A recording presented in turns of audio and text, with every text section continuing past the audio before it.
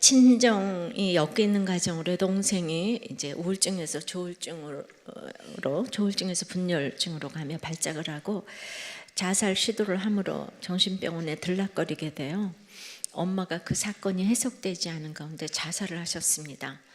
이로 인해 남동생과 나와 남편도 교회를 떠나게 되었다고 해요.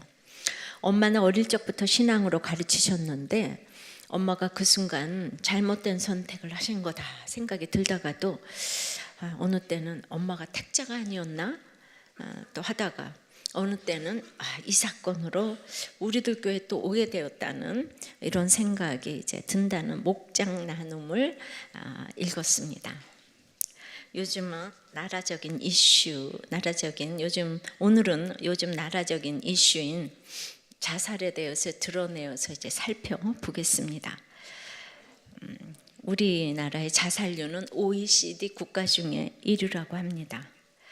지난 시간에 설교인 중독을 못 밟으라고 하니까 수많은 중독의 실체가 나타났습니다.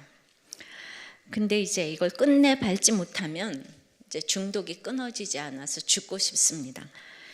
그런데 모든 것에 지도자가 중요하지만 자살은 정말 지도자가 중요하다고 생각합니다. 첫째로 그래서 자살로 이끄는 지도자들이 있습니다. 1절 2절입니다.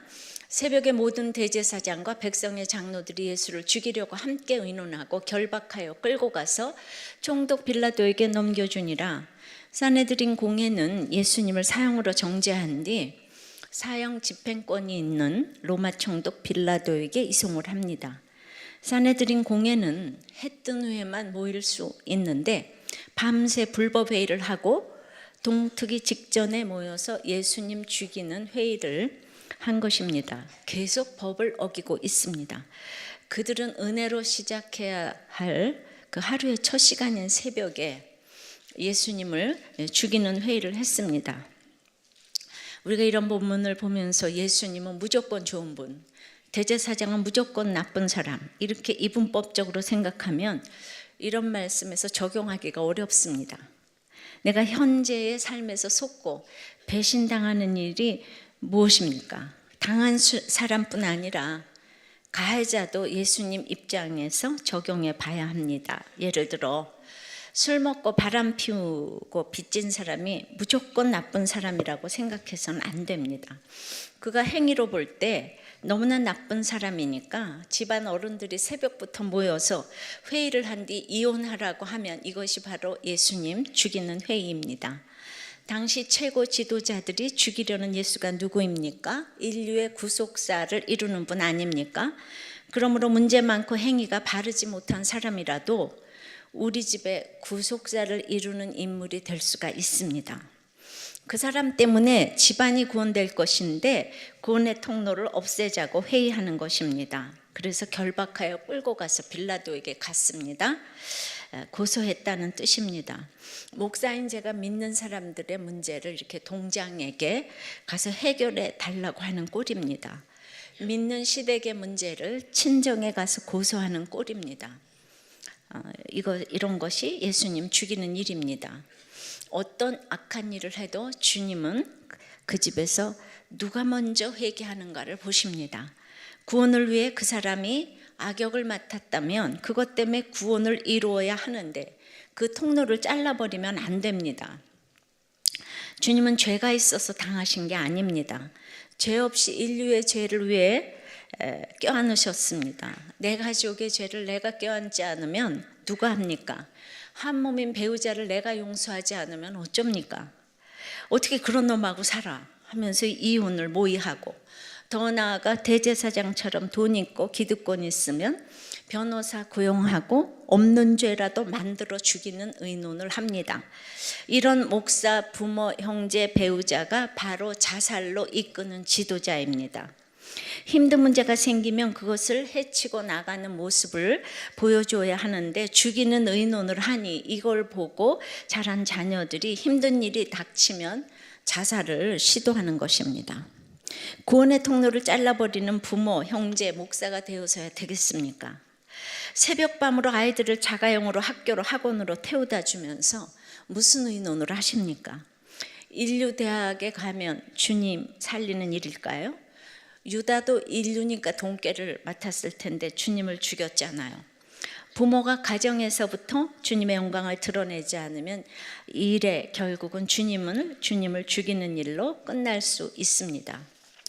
지난주 강원도 원주에서 C형 간염 집단 발병 사건이 터졌습니다.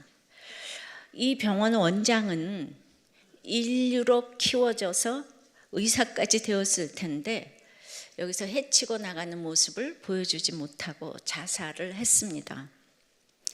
적용을 해보세요. 구원을 위해 악역을 맡은 사람 때문에 내가 예수를 믿었는데 내가 오히려 그 사람을 내쫓고 끊으려 하지 않습니까? 내 가족의 죄를 껴안지 못하고 구원의 통로를 잘라버려 자녀를 자살의 길로 이끌고 있지는 않습니까? 자, 누군가 한 사람의 지도자가 교회마다 집집마다 필요합니다. 오늘은 요즘 나눔을 한 우리들 교회에 여러 가지 자살 사례들을 말씀드리려고 합니다. 제가 이 자살 설교를 하려고 보니까 이게 다 지난주 나눔 내용이에요. 너무 놀랐어요.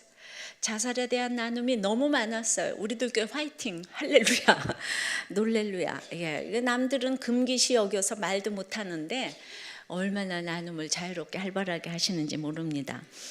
오늘 이 사례들이 우리 아픔에 도움이 되었으면 합니다. 자살은 공동체가 절대적으로 역할을 한다고 생각합니다. 공동체가 돕지 못하면 자살로 갈 수밖에 없는 일이 너무나 많습니다. 숨겨놓은 자살의 얘기들을 이렇게 목장에서 나눠주시니 얼마나 감사한지 모르겠습니다. 나누시고 가면 자살을 했어도 또 지금부터 자살의 영이, 이 어둠의 영이 물러갈 줄 믿습니다. 자살은 특별한 사람이 하는 게 아니에요. 우리들 교회는 목사여도 평신도여도 자살을 경험하고 자살의 문제를 자유롭게 이렇게 나누고 있습니다. 우리들 교회 정 목사님 나눔이에요. 아버지가 투병하시던 16년의 시간 동안 뇌경색인 아버지의 병이 기적적으로 낫기만을 바라면서 이 가족 우상주의가 있어서 똘똘 뭉쳐서 기도하면서 온 가족이 기도했습니다. 그런데 식구들이 집을 비운 사이 아파트 옥상에서 투신하셔서 스스로 목숨을 끊으셨습니다. 그 당시 MDB인 신학대학원을 다니던 저에게는 도저히 납득할 수도 받아들일 수도 없는 일이었습니다. 투병 중에 간절히 기도하시던 아버지에 대한 기억이 잊혀지지 않고 왜 이런 식으로 응답하셔야 하는지 하나님이 원망스럽고 모든 것이 혼란스러웠습니다. 그 후에 다니던 교회와 직장에서 아버지 자살에 대해서는 어떤 말도 한 일이 없습니다. 그러던 중 우리들 교회 사역자로 인도함을 받게 되었고 무덤까지 갖고 갈 수치와 상처를 이야기하시는 분들의 간증을 들으면서 처음으로 아버지의 사건을 오픈하게 되었습니다.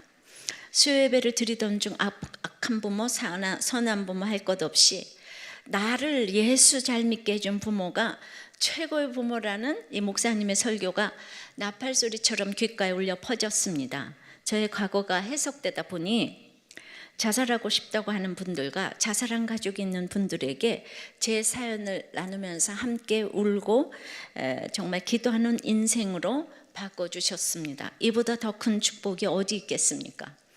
장례 예배를 인도할 때면 언제나 저의 간증과 살아야 할 이유를 나누게 되었습니다. 저야말로 정말 수지 맞은 인생임을 고백합니다. 정 목사님의 이 간증이 여러분들에게도 도움이 되기를 바랍니다. 두 번째는 좋은 지도자 밑에서도 자살하는 사람이 있습니다. 저는 이것이 가장 가슴 아픈 자살이라고 생각이 됩니다. 유다는 인류 최고의 스승인 예수님의 가르침을 받았으나 뉘우치기만 하고 자살을 했습니다. 유다가 어떻게 뉘우쳤습니까? 3절입니다. 그때의 예수를 판 유다가 그의 정죄됨을 보고 스스로 뉘우쳐 그 은 30을 대제사장들과 장로들에게 도로 갖다 주며 유다가 예수님이 사형을 선고받자 스스로 뉘우쳤습니다. 이것은 예수님이 절대 사형받지 않을 거라는 믿음이 유다에게 있었다는 뜻입니다. 유다는 예수님이 기적을 일으켜 이스라엘의 영웅이 되고 은 30도 벌고 또 유대인은 수치를 당할 것이니 절대 해악한 일이 아니라고 생각했을 것입니다. 예수님이 곧 십자가에 달려 죽을 것이라고 해도 그래서 아무도 예수님의 장례를 준비하지 않았습니다. 베드로도 유다도 다 예수님이 죽지 않으리라는 이제 이런 예수님은 죽는다 그러는데 절대로 안 믿어요. 예. 자, 그런데 눈앞에서 예수님이 끌려가니까 양심의 가책이 느껴집니다. 회개는 안 되는데 후회와 가책이 있는 것입니다. 이제 의도하지 않았지만 나로 인해 죽는다고 생각하니 죄책감이 밀려와서 미치겠습니다. 깨달았으면 회개하면 되는데 뉘우치기만 해서 끝까지 자기 힘으로 하려 합니다. 자, 스스로 뉘우치는 것은 하나도 도움이 안 됩니다. 여러분 양심이 뭐라고 생각하십니까? 좋은 것 같은 생각이 들지요. 그래서 양심의 가책을 많이 받을수록 좋을 것 같지요. 그런데 타락한 죄인의 특징이 양심이랍니다. 본래적인 의를 상실하고 남은 것이 양심이라고 해요. 그래서 자신에게 죄가 있다고 자꾸 가책하고 반성하다 보면 자신이 너무너무 초라해 보여서 이제 회개에 이르지 못하고 자살하게 되는 것입니다. 그러니까 양심의 가책이 많을 때 자살을 한다는 거예요. 그러니까 우울증 환자가 자살로 이어지는 빈도가 많은 것은 양심의 가책을 많이 느끼기 때문이라고 합니다. 또 우울증 환자들이 대부분 착하기에 가책이 많은 편이에요. 그렇지만 착함이 아닌 오직 주 안에서 양심이 회복되어야 회개로 나가게 됩니다. 유다는 스스로 뉘우친 뒤 돈을 돌려주었습니다. 그러면 원래대로 돌아갈 것이라고 생각했어요. 돈을 좋아하는 유다는 역시 돈으로 해결하려고 합니다. 그의 자살은 여러 가지 원인을 추론해 볼 수 있지만은 그의 이제 탐심이죠. 탐심이 주된 이유라고 봅니다.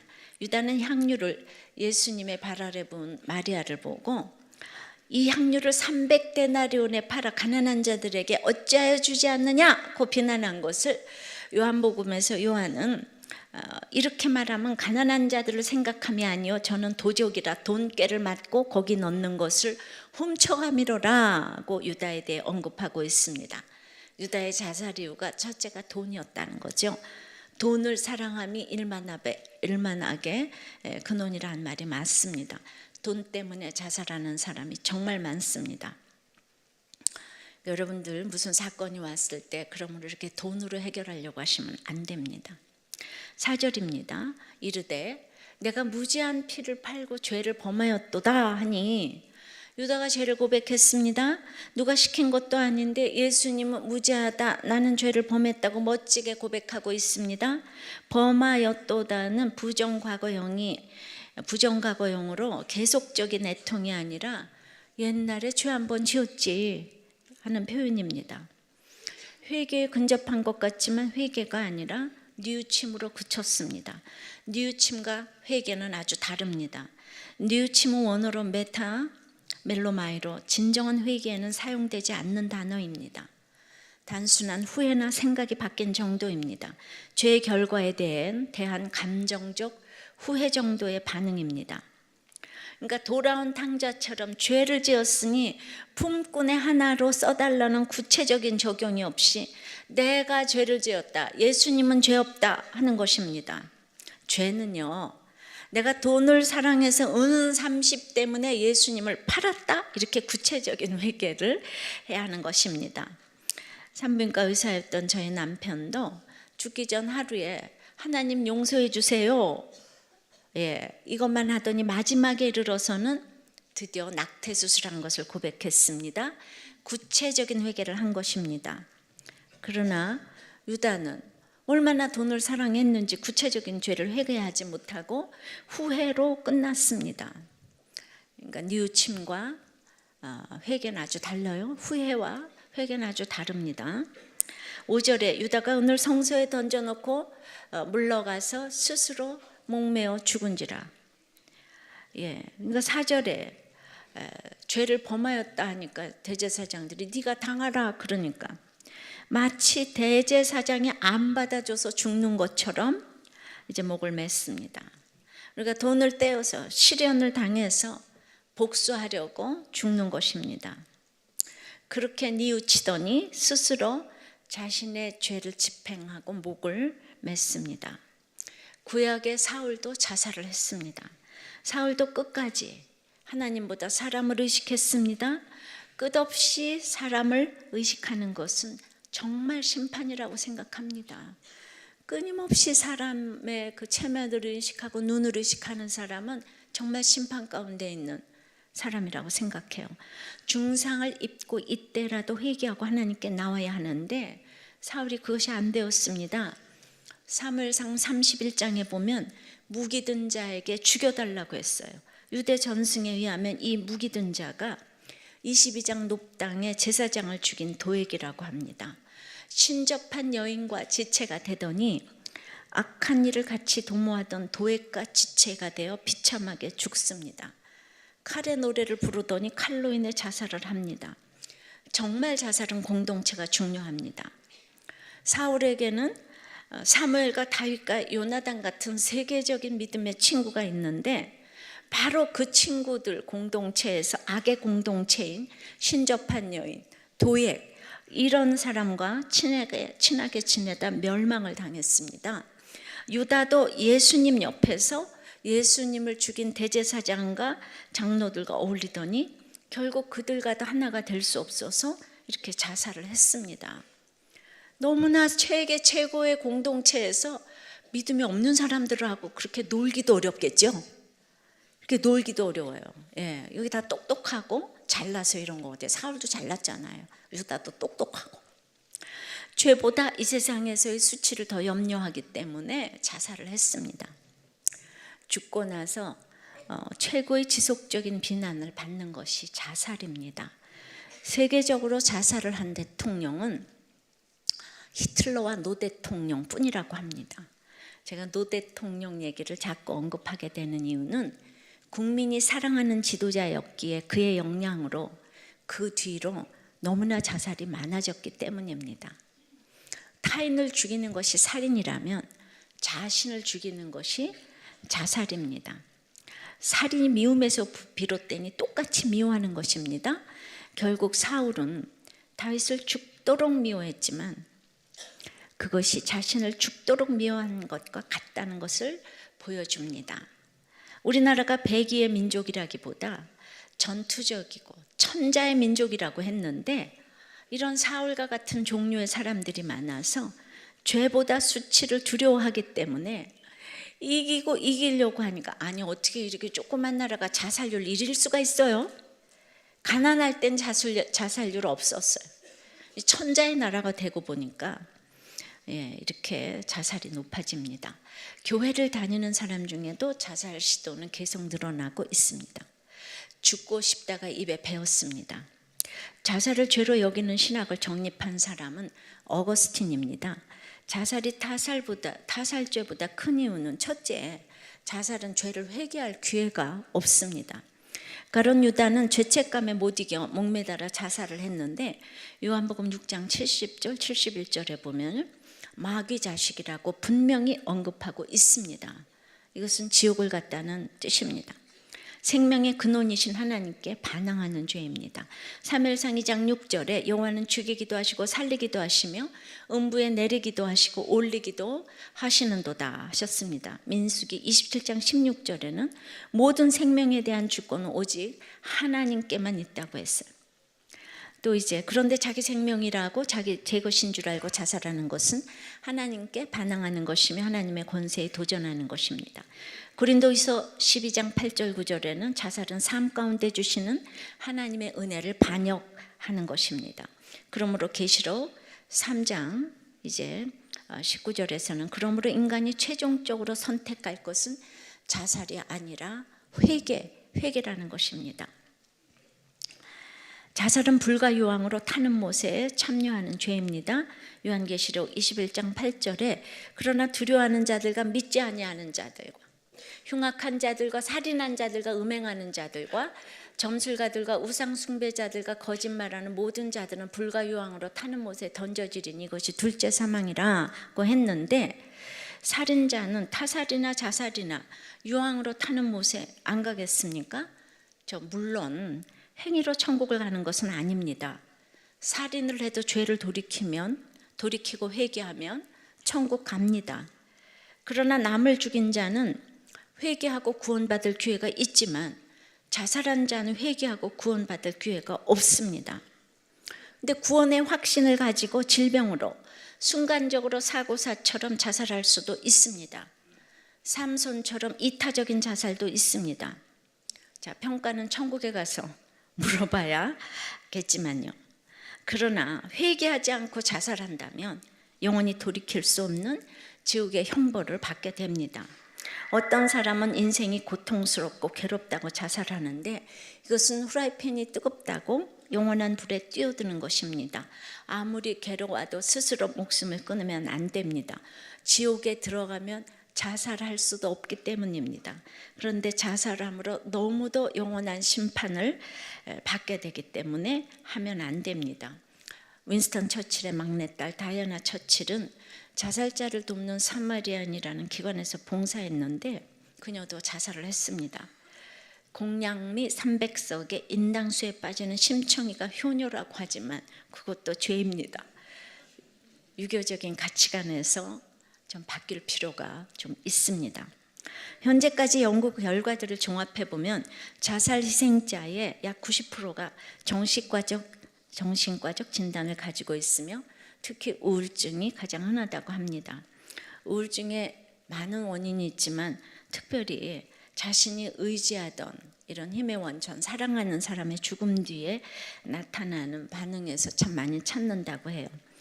또 증오의 대상인 부모나 형제가 죽기를 원하지만 막상 그들이 죽게 되면은 자기 소망 때문에 미워하는 사람이 죽었다는 이 생각으로 더 깊은 우울에 빠진다고 합니다. 프로이드는 사람마다 가까운 가족의 잘못을 용서하지 못해서 가까운 사람이 죽었으면 하는 욕구가 있대요. 그런데 그 대상으로 향하던 살해 의지가 자신에게로 바뀌는 것이 자살이라고 합니다. 후회를 많이 하는 사람은 정죄감이 많습니다. 유다처럼 예수님 믿지도 않으면서 정죄하고 미안해하고 그리고 상대방을 미워하는 죄책감으로 상대방을 죽이려다가 복수하려고 자신을 죽이는 것, 이것이 자살입니다. 적용해 보세요. 여러분은 이렇게 자살 충동을 느낀 적이 있습니까? 그리고 어떻게 도움을 받았습니까? 자, 지난주 본인이 자살 기도를 한 나눔입니다. 내 20, 30대는 사역밖에 없었고 그 삶이 전부였다. 그러다가 취직을 했는데 사역의 삶과 너무 괴리감이 들었다. 나는 하나님의 자녀로 담대히 살았지만 사회적으로 보니 너무 약자였고 무시당했다. 그것을 나누면 성령 충만하지 않은 것에 정죄감이 들고 하나님과의 관계가 단절됨을 느꼈다. 내가 열심히 선교하고 봉사할 때만 잘되게 해주시고 그렇지 않을 때는 힘들게 하신다는 생각에 우울증인지도 모르고 우울하게 지냈다. 어느 날 퇴근 후 소주를 사서 마신 후 한강 다리에서 투신을 했고 눈을 뜨니 병원이고 엄마가 울고 계셨다. 근데 구조대원이 말하기를 이 사람은 수영을 못하는데 의식이 없는 상태에서 글쎄 한강에서 수영하고 있었대요, 이분이. 그래가지고 한강 다리에 떨어졌는데 글쎄 다친 데 없이 그냥 싹 또 살아났다잖아요. 그래서 정신과를 가보라고도 했는데 하나님과의 관계에서 풀리지 않으니 약으로는 풀리지 않았고 듣고 싶지도 않았다. 그래도 약을 먹으며 2, 3년 동안 천천히 회복되었다. 왜 선교지에 있을 때만 만나주시고 세상에 나오니 날 버려주시나 했는데 이 세상이 내가 정복해야 할 땅임을 몰랐던 것 같다. 사람들이 이 세상에서 성공하고 싶은 것처럼 사역에서 성공하고 싶은 욕구가 좌절되어서 그랬었음을 깨닫고 있다. 하나님이 나를 살려주신 것에 대해 많은 은혜를 보답하고자 지내었는데 그 살려주신 거잖아요. 죽었는데 진짜 살려주셨어요. 근데 결혼을 하고 신랑과의 갈등에서 그때 감정이 올라와서 힘들다. 이 자살 시도한 일을 하나님께서 용서해 주실까 하는 마음이 있습니다. 용서해 주십니다. 여전히 내 안에 완벽하게 치료되지 못한 것이 있는데 내 열심인 것을 알면서도 진심으로 하나님께 쓰임받고 싶다는 생각이 있다. 그런데 이 얘기는 내가 죽을 때까지 오픈하지 않으려고 했는데 이분이 오픈하게 된 것은 지금 앞서 우리들 교회의 정 목사님의 아버지 자살 간증 때문이었다고 하는 거예요. 목사님도 그럴 수 있구나. 그래서 이분도 지금 목장에서 이 얘기를 날마다 자유롭게 약재료로 나눈다는 거죠. 결국 내 상처가 사명이 되는 데는 자살도 예외가 없습니다. 뭐 음란, 부도, 바람, 가출, 음란도 예외가 없습니다. 적용해 보십시오. 나는 진정한 회개를 합니까? 후회와 뉘우침의 수준에 머물러 있습니까? 죄 문제까지도 내 힘으로 처리하려는 마음이 있습니까? 욕심에 이끌려 선택을 하고서 남 탓을 하며 상대방을 미워하고 지금 복수하려 합니까? 세 번째, 자살을 해도 상관이 없는 지도자가 있습니다. 자, 자살로 이끄는 지도자, 좋은 지도자, 상관이 없는 지도자, 정말 지도자가 중요하죠. 그러니까 4절에 이르되 내가 무죄한 피를 팔고 죄를 범하였도다 하니 그들이 이르되 그것이 우리에게 무슨 상관이냐, 네가 당하라 하거늘. 그러니까 이제 네가 당하라 그러는 거. 이런 지도자가 있어요. 구원에 이르게 할 사람을 쫓아가야지. 믿음도 없는 사람을 쫓아가서 되겠습니까? 제사장들은 유다를 감당할 정도의 사람이 못 됩니다. 직분이 있다고 지금 이 사건을 해결해 줄 수 없어요. 사건에서 여긴 딱 빠지고 싶은 사람들이 모여 있는데, 그러니 상담자로서도 자격이 없지요. 우리도 너무 감당하기 어려운 일로 상담해 오면 도망가고 싶을 때가 있잖아요. 근데 유다가 예수님께 양육받고 예수님을 팔고 예수님을 죽이려고 하는 대제사장과 장로들에게 지금 상담하러 간 것입니다. 이 대상을 이렇게 잘못 알아요. 그러나 이제 유다가 내가 죄를 범하고 무죄한 피를 흘렸다고 하면 대제사장이 돼서 그거 받아줘야 되지 않습니까?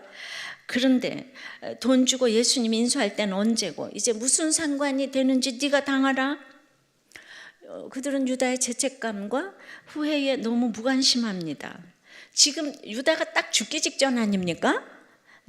근데 십자가는 지혜고 지혜는 타이밍인데 이제 뭐 타이밍을 몰라요.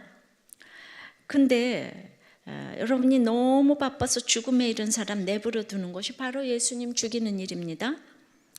예수 믿으면서 제일 교만한 사람이 그게 나하고 무슨 상관이지? 하는 사람입니다. 극성 부모가 돼서 잘못된 결혼으로 이끌고는 이혼한다고 하면 네가 당해. 부모라고 해서 올바른 결정을 다 할 수 있는 건 아닙니다. 부모의 영향으로 나쁜 결정으로 이끌 수도 있습니다. 지금 마지막에 찾아온 자를 회개로 이끌어야 하는데 회개와 상관없는 이 부모, 형제, 배우자가 너무 많습니다. 우리가 다른 사람을 살리는 것은 가르쳐서 되는 게 아닙니다. 끝도 없이 들어줘야 하고 정답을 줄 수는 없어도 같이 울고 기뻐하고 그리고 도움이 못 돼서 미안해요 하면서 들어주는 것입니다. 이게 바로 우리의 목장 아니겠습니까? 정말 목장 화이팅입니다. 그런데 자살 직전의 사람에게 네가 당하라 이러니까 그 말을 듣자마자 유다가 목을 메어 죽었습니다. 인간 최고의 감정은 회개라고 했습니다. 비슷해 보여도 후회와 회개는 너무 다른 것입니다. 회개는 유턴이고 후회는 감정적 죄의 결과입니다. 지금 회개하고 돌아오면 구원해 주실 수 있습니다. 그러므로 후회와 회개는 하늘과 땅 차이입니다. 사랑, 기쁨, 모든 건 느껴도 세상 최고의 감정은 회개인데 유다가 이 회개의 감정을 느끼지 못했습니다. 그러므로 믿음의 배신자는 하나님과 사람에게 다 버림받습니다. 장로들은 유다의 고통에 대해 일말의 관심도 없습니다. 끝까지 찾아가야 할 사람을 분별을 못하니까 택함받지 않은 유다가 될 수밖에 없습니다. 은 30을 줄 때는 높은 대제사장과 논다고 얼마나 뻐겼겠습니까? 인간은 어디에다가 무엇을 상담해야 될지를 몰라요. 소중한 것을 투자할수록 투자 대상에 대한 기대 수준도 키워가는데 정도가 심해지면 그냥 기대를 믿음으로 변화시켜버려요. 그래야 내 마음이 편해지기 때문이에요. 그래서 어떤 얘기를 해도 내 기대를 저버릴 수 있는 얘기는 눈과 귀를 다 닫습니다. 뭐 애인의 배신 가능성, 투자금을 날릴 위험성, 그런 얘기 듣고 싶어 하지 않습니다. 그러니 수십 년간 내 모든 것을 아낌없이 준 자녀 문제에 이르러선 두말할 나위도 없습니다. 자식이 큰 문제를 일으켰을 때 가장 당황하는 사람이 부모라는 거죠. 세계를 경악시킨 버지니아 공대 참사의 범인 조승희의 가족도 승희가 그런 끔찍한 범행을 저지를 줄은 상상도 못했다. 아주 철옹성 같은 확신들을 다 가지고 있어요. 이걸 가족 우상이라고 하죠. 적용해 보십시오. 문제아는 없고 문제 부모만 있습니다. 아니 무슨 상관이냐 하면서 계속 술 마시고 바람 피고 있습니까? 자녀에게 우울증이 올 때 상관없는 부모는 아닙니까? 우리가 목장에서 이렇게 자유롭게 나눔을 하니까 그냥 이것이야말로 상담이 되어 자살의 아픔에서도 이렇게 자유롭게 되는 것을 정말 우리들 교회를 통해서 봅니다. 이것이야말로 저절로 상담이 되는 게 아닌가 싶습니다. 비싼 돈 내지 마시고 목장에 들어가서 그냥 얘기하세요. 그 팩트를 자꾸 나누다 보면 중독이 희석이 되고 아픔이 자꾸 엷어집니다. 자, 이번 주 나눔입니다.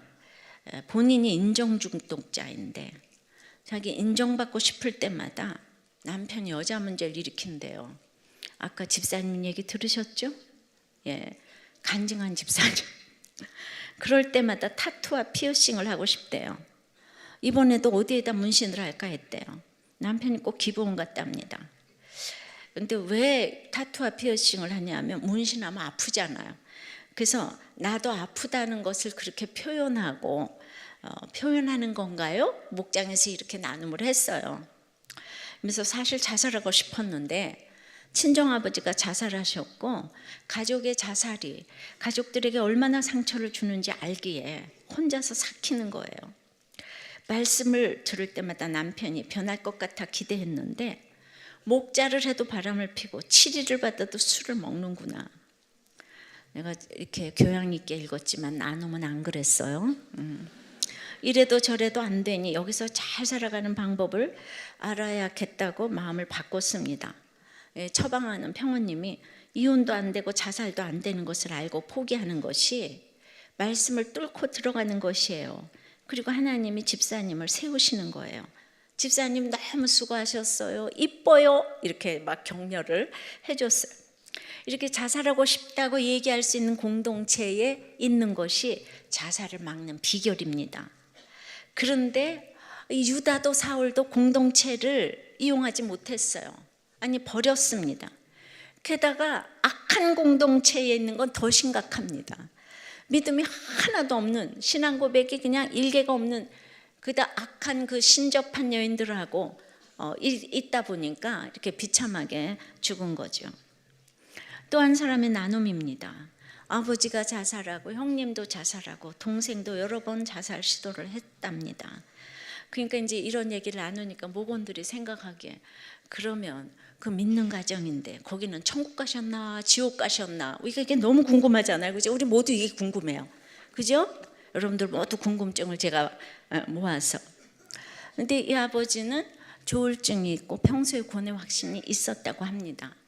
저는 여러분들에게 아버지가 그렇게 구원의 확신이 있고 그렇게 가셨다면은 저는 유가족들의 태도를 보면 알 수 있다고 생각해요. 구원의 확신이 있는 아버지는 자살하셔도 유가족들이 굉장히 편안합니다.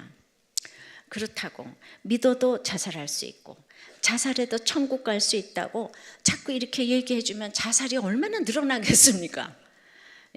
그래서 천국 간 것, 지옥 간 것은 오직 주님께 맡기고 자살은 안 해야 하는 것으로 정리를 해야 합니다.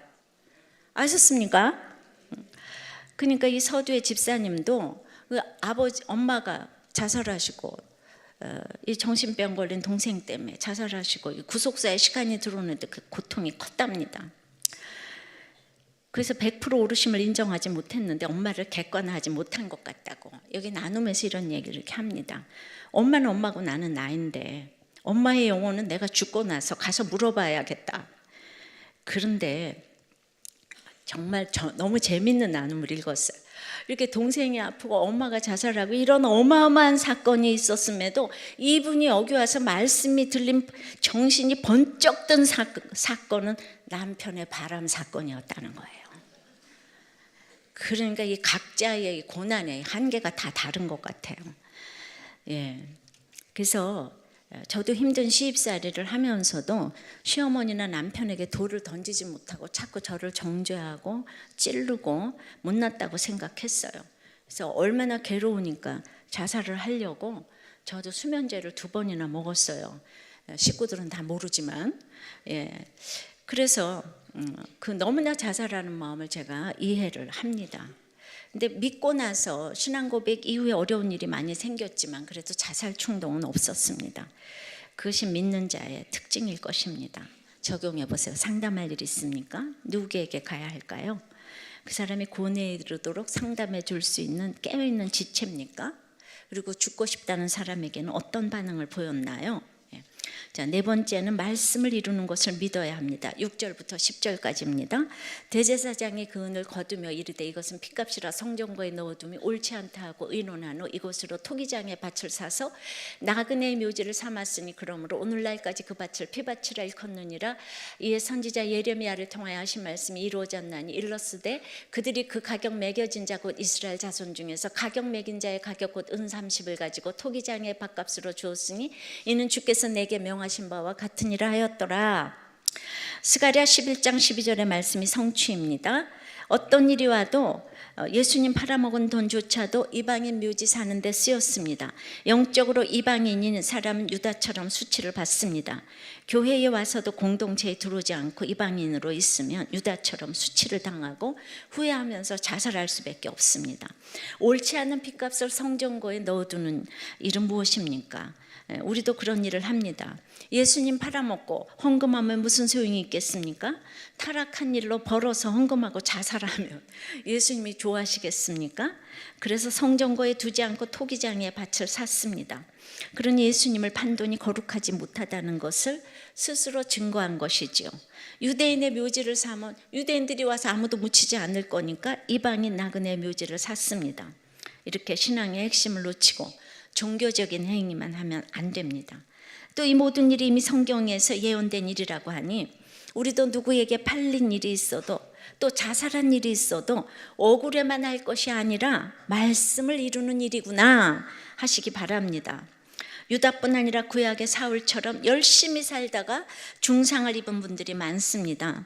그렇다고 삶이 힘겹다고 사울처럼 자살하는 것은 영원한 지옥으로 간다는 것을 꼭 알았으면 좋겠습니다. 어떤 경우도 회개하고 돌아오기를 원합니다. 사울이 죽은 것은 블레셋 때문이 아니라 여호와께 범죄했기 때문에, 근데 그 범죄는 하나님의 말씀의 가르침을 받지 않고 신접한 자에게 가르침을 청했기 때문에 죽었다고 분명히 성경은 말하고 있습니다. 신접한 자에게 가르침을 청했다고. 예수 믿는 사람은 암으로 고통사고로 돈이 없어서 죽지 않습니다. 블레셋 때문에, 남편 때문에, 자녀 때문에, 시어머니 때문에 죽지 않습니다. 사명이 끝나기 때문에 데려가시는 것입니다. 사울은 평생을 칼의 노래를 부른 가인처럼 칼에 의지해서 살다가 마지막 인생도 칼로 마무리를 했습니다. 그러나 자살을 했어도 하나님이 기름 부은 자를 끝까지 지키셨습니다. 끝까지 그를 사랑한 사무엘, 다윗, 요나단의 기도를 멸시치 않으시고 그의 후손을 버리지 않으시고 세월이 흐른 후에 1000년 뒤에 자살한 사울의 후손에서 예수님 버금가는 사도 바울이 나오게 하셨습니다. 요나단과의 약속을 잊지 않으시고 사울의 가문이 끊어지지 않게 하신 것입니다. 우리 식구들의 구원도 그럴 것입니다. 자살을 했다 해도 말씀을 내가 믿고 갈 때 반드시 말씀을 이루는 믿음의 후손이 나올 것을 믿어야 합니다. 그러므로 내 한 사람이 너무 중요합니다. 우리는 자살해서 지옥 가는 거 아닙니다. 예수 안 믿어서 지옥 가는 것입니다. 자살이나 음란이나 다 똑같은 죄입니다.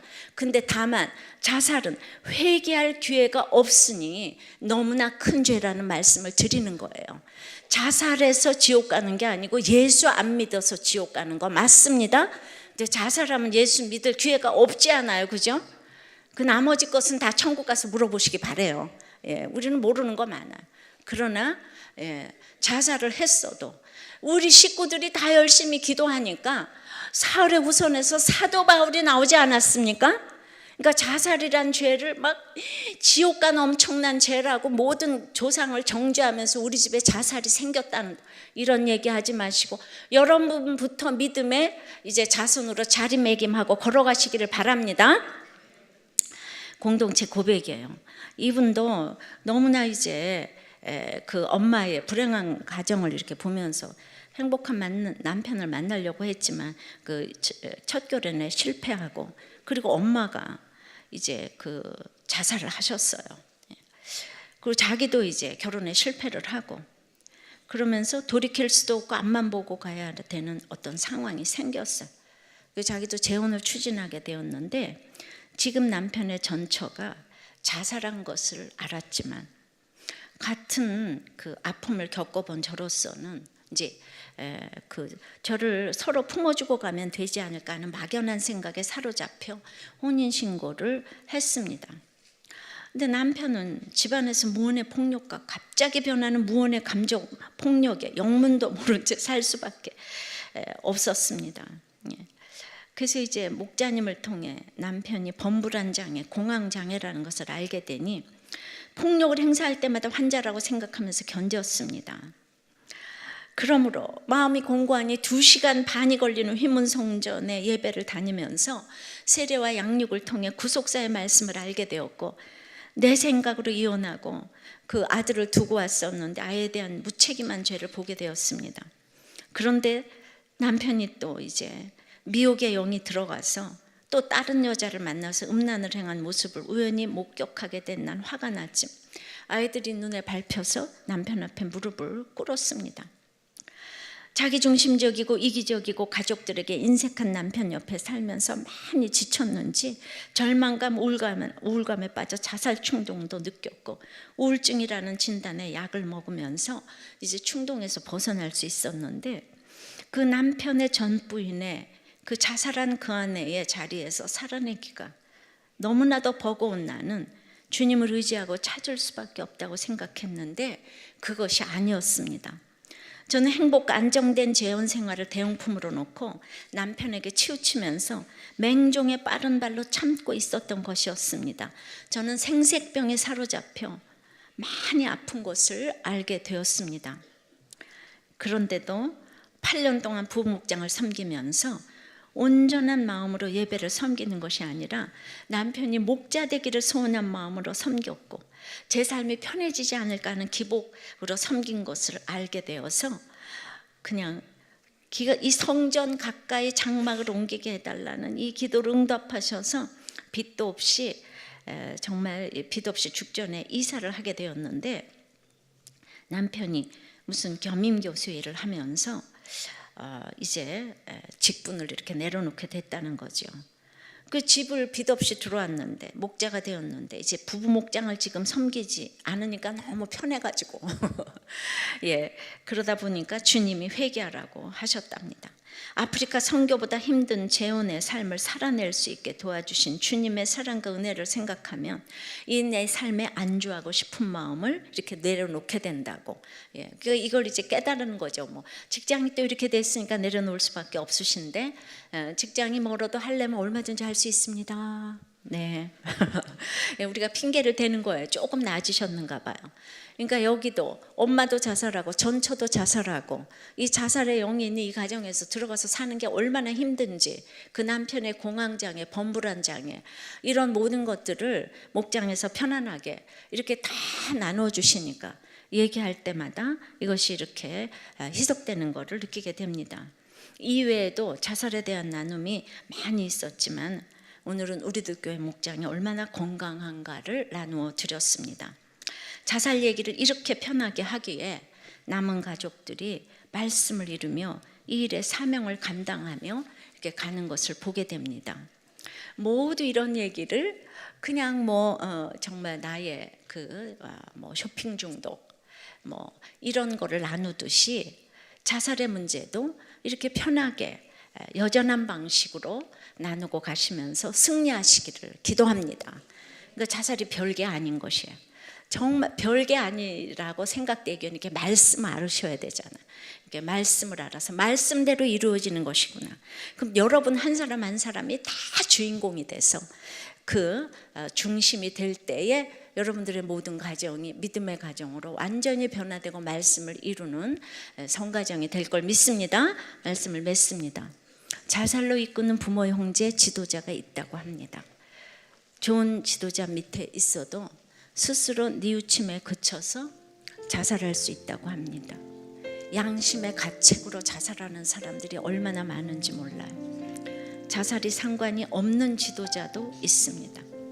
근데 말씀으로 기도하고 가면 자살을 했어도 말씀이 이루어지는 역사가 일어날 것입니다. 그러므로 자살은 살자로 바꿔야 합니다. 그러니까 사단에게 속지 마시고 예수님이 오라 그러실 때 이 초청을 받아들이시기를 바랍니다. 찬양하고 기도합니다. 같이 말씀을 기억하시면서 찬양하겠습니다. 예수 나를 오라 하네. 예수 나를 오라 하네. 예수 나를 오라 하네.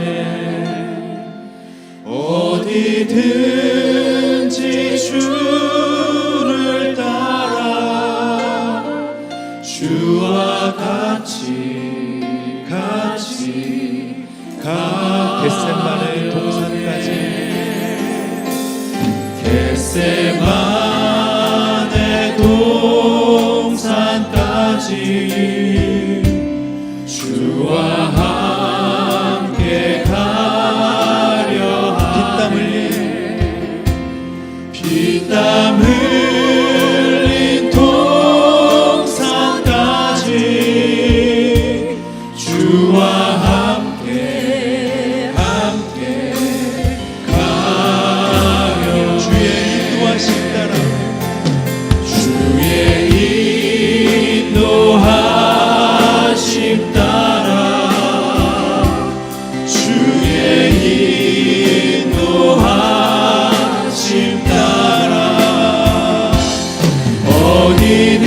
어디든지 주를 따라 주와 같이 가.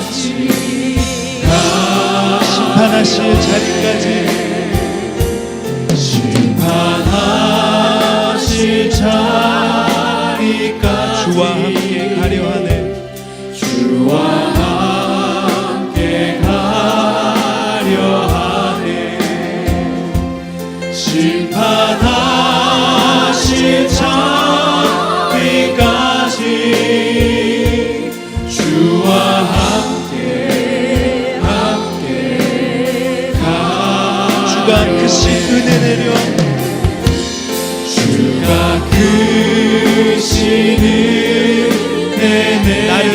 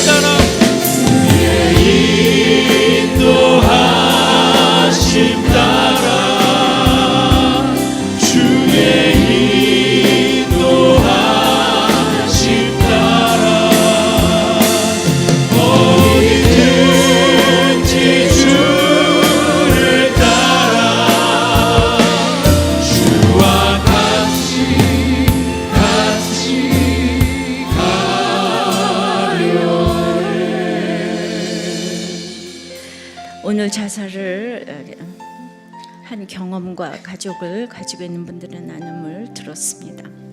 그러나 자살을 할 정도면 얼마나 여러분 모든 분들의 마음이 힘드셨겠습니까? 또 자살을 하고 싶어 사는 사람이 어디 있겠습니까? 누구보다 제가 해보았기에 너무나도 그 마음 이해가 됩니다. 오늘 그런 자살한 가족, 우울증 가족에 있는 분들 만져주시기를, 그 마음을 만져주시기를 기도하시고, 이 모든 분들은 후회하지 말고 죄책감에서 벗어나서 회개해서 천국을 누리게 해달라고. 아무리 착해도 회개를 해야 천국 가는 것입니다. 여러분들의 모든 사건에서 사명을 찾고 또 그분들을 위해서 사명 감당한 우리 모두 되게 해달라고 다 같이 기도하시겠습니다. 아버지 하나님, 새벽부터 대제사장들이 너무나 열심히 사는 것처럼 그렇게 열심히 살면서 예수님 죽이는 모의를 하게 되는 것을 보게 됩니다. 나는 착하고 믿음 좋고 공부 잘하고 예의 바르고 상냥하고 경건한데 다른 사람들이 따라오지 못하는 것 같아서 이제 바로 그런 모습이 저에게 있지 않는가. 지도자로서 저에게 좋은 지도자, 나쁜 지도자의 모습이 다 있는 것을 보게 됩니다. 그리고는 스스로 뉘우쳐서 또 자살할 뻔도 했습니다. 여러분들이 얼마나 힘들면 그 자살할 마음을 가졌겠습니까? 또 자살하고 싶어 사는 사람이 어디 있겠습니까? 그래서 과거를 생각해 보면 저에게 이렇게 흠이 많아서 모든 죄를 안 지어본 것이 하나도 없고, 지나고 나서 보니 채울할 수 있게 해주셨지만은 저도 그것이 얼마나 예수 믿고 많이 회개를 했는지 모릅니다. 4대째 모태신앙이고 평생 교회를 다녔지만은 내 상처가 해결되지 않아서 은혜로 모든 것을 살지 못했기 때문인 것을 보게 됩니다. 날마다 뉘우치기를 너무나 잘하지만은 회개에 이르지 못했던 저의 인생을 유치해 보면서, 여러분 정말 뉘우침에 끝나지 말고 회개하여서 우리 병을 고치고, 아버지 하나님 이제 사명 감당하고 사는 여러분이 될 수 있도록 은혜를 내려 주시옵소서. 아멘. 내 옆에 자녀들이 있고 식구들이 있는데 자살로 이끄는 지도자, 자살하고 싶은데 상관이 없는 지도자, 그런 모습이 아닌가 생각하며, 여러분이 좋은 지도자라도 이렇게 자살하는 식구들이 있을 때 그것조차도 하나님께 맡기고, 우리가 다윗과 사무엘과 요나단처럼 사울을 위해서 그렇게 기도했을 때 하나님의 시간은 아버지 우리의 시간과 다르기 때문에 시간이 지난 후에 그 기도를 응답하셨음을 우리가 봅니다.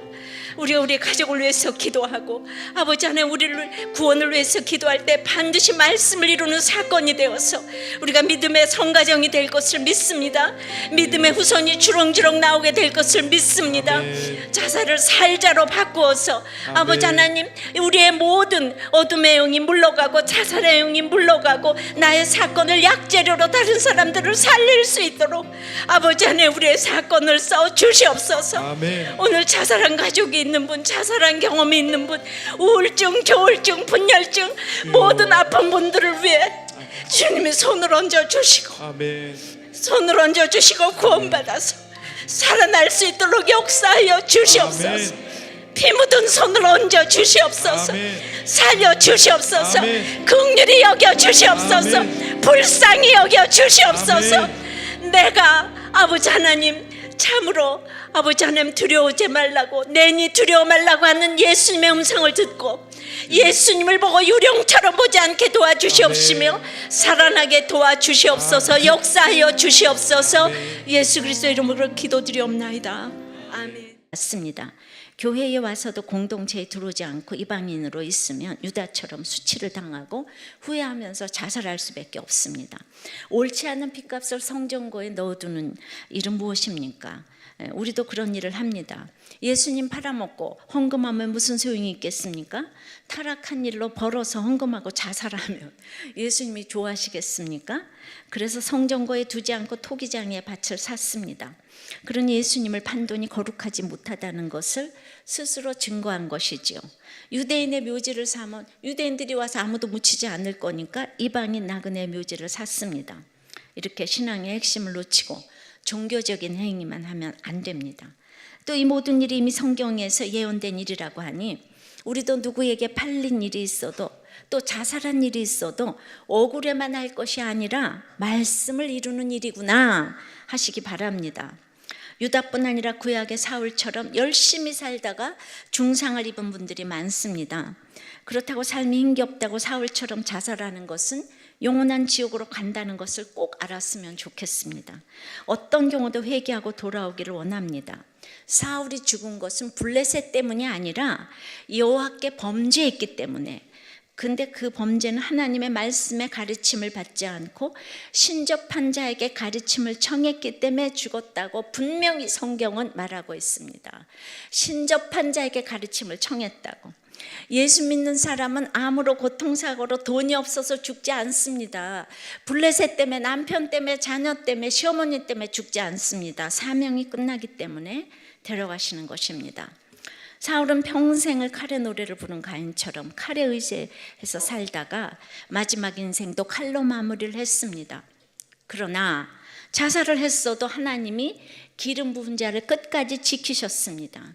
끝까지 그를 사랑한 사무엘, 다윗, 요나단의 기도를 멸시치 않으시고 그의 후손을 버리지 않으시고 세월이 흐른 후에 1000년 뒤에 자살한 사울의 후손에서 예수님 버금가는 사도 바울이 나오게 하셨습니다.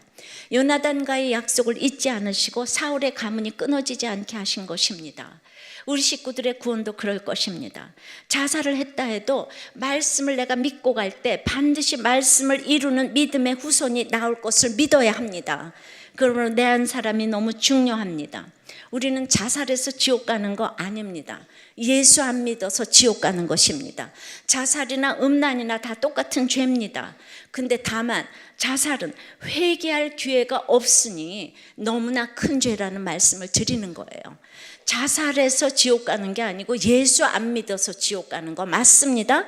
근데 자살하면 예수 믿을 기회가 없지 않아요, 그죠? 그 나머지 것은 다 천국 가서 물어보시기 바래요. 우리는 모르는 거 많아요. 그러나 자살을 했어도 우리 식구들이 다 열심히 기도하니까 사울의 후손에서 사도 바울이 나오지 않았습니까? 그러니까 자살이란 죄를 막 지옥 간 엄청난 죄라고 모든 조상을 정죄하면서 우리 집에 자살이 생겼다는 이런 얘기하지 마시고 여러분부터 믿음의 이제 자손으로 자리매김하고 걸어가시기를 바랍니다. 공동체 고백이에요.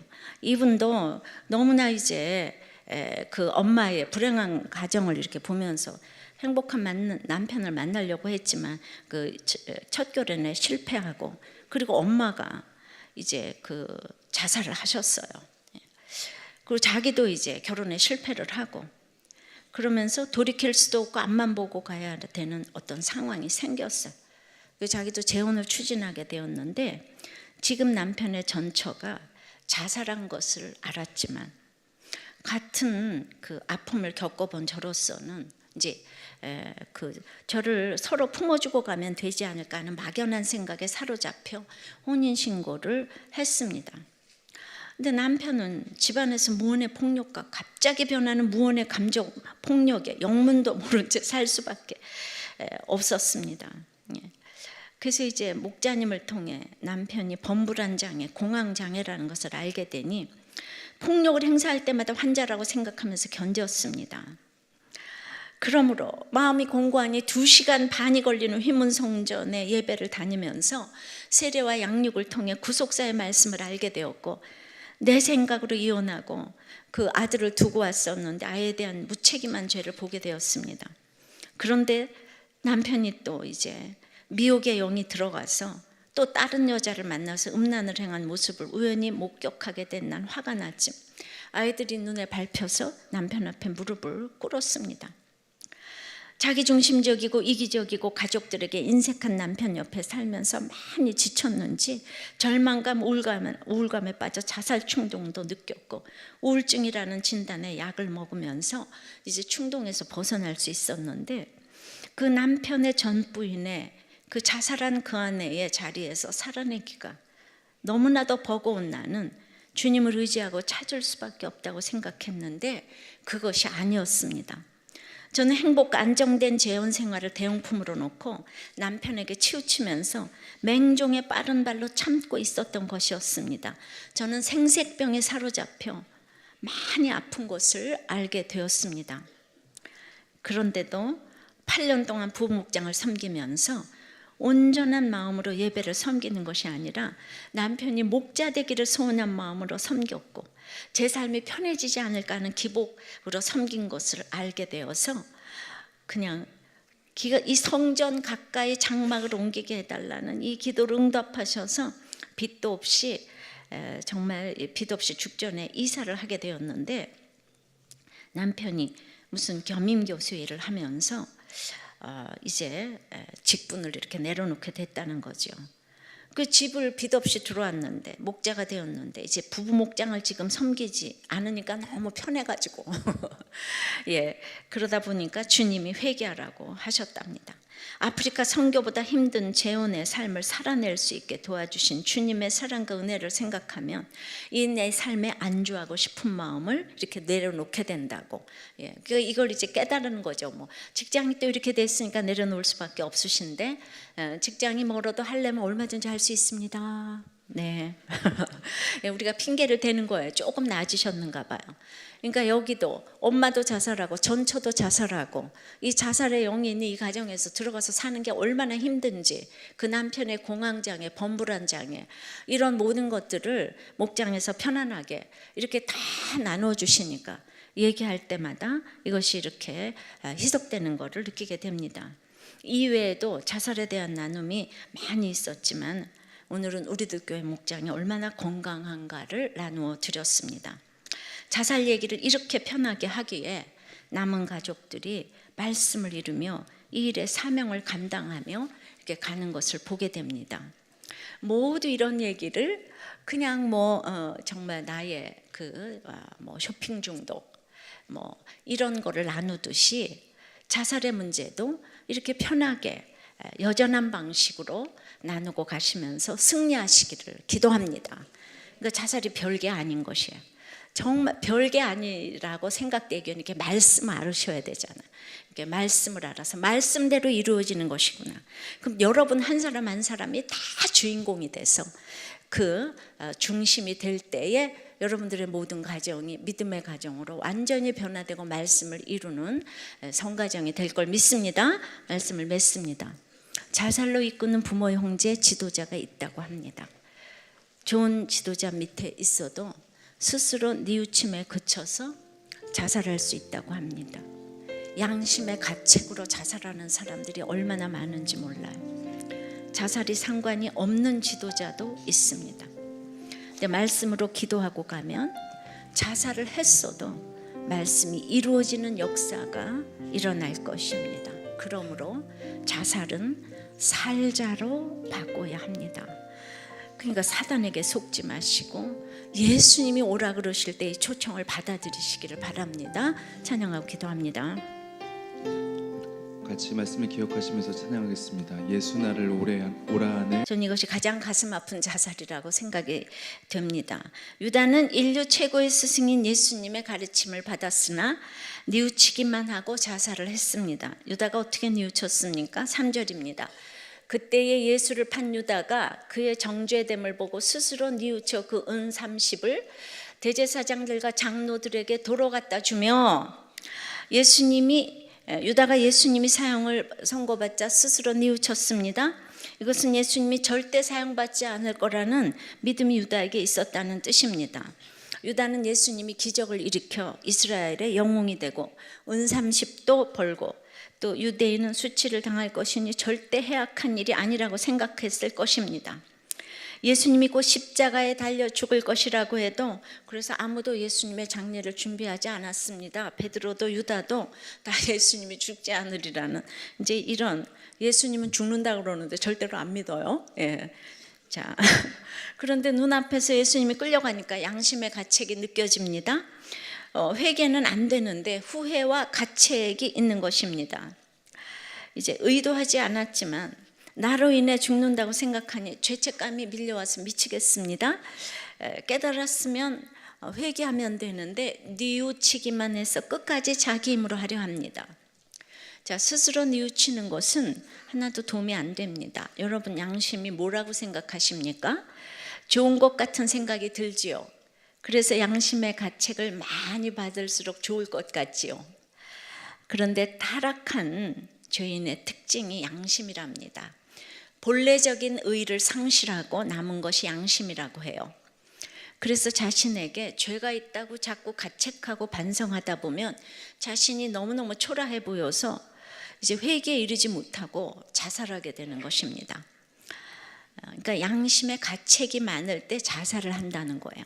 그러니까 우울증 환자가 자살로 이어지는 빈도가 많은 것은 양심의 가책을 많이 느끼기 때문이라고 합니다. 또 우울증 환자들이 대부분 착하기에 가책이 많은 편이에요. 그렇지만 착함이 아닌 오직 주 안에서 양심이 회복되어야 회개로 나가게 됩니다. 유다는 스스로 뉘우친 뒤 돈을 돌려주었습니다. 그러면 원래대로 돌아갈 것이라고 생각했어요. 돈을 좋아하는 유다는 역시 돈으로 해결하려고 합니다. 그의 자살은 여러 가지 원인을 추론해 볼 수 있지만은 그의 이제 탐심이죠. 탐심이 주된 이유라고 봅니다.